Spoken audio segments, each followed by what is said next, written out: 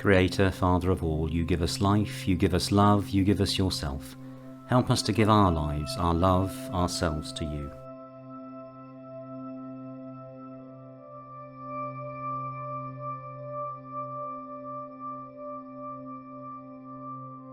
The coming of a new rector to the little village of Dry Drayton in the year 1570 did not exactly fill the villagers with excitement, though they did wonder what sort of a man he would be. The old rector had been a good enough man. He had done his duty to those who had needed him, and what more could a ploughman or farmhand want?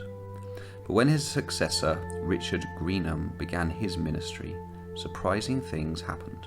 Farm workers, who were used to rising with the daylight, found that the new parson was up before them and had been holding a little service by the light of the dawn. And many a time too, when the weather was hard and the work exhausting, a lonely labourer would find Richard Greenham working alongside him and talking in plain language of his Lord. But it was during a certain bitter winter, which followed on the heels of a very bad season, that the village people had most cause to bless this man. At harvest time, it became known that parson had bought the squire's old barn and was stocking it with grain, but as he was doing it out of his own pocket, no questions were asked. Then, when winter had the village in its grip and stocks were low and prices high, too high for the poor, the secret of Richard Greenham's granary became known.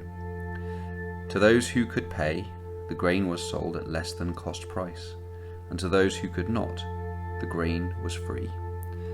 No one in need in the village of Drayton was allowed to go hungry, and from Richard Greenham's barn grew the first common granary. Lord, teach us to pray and teach us to work as well. Amen.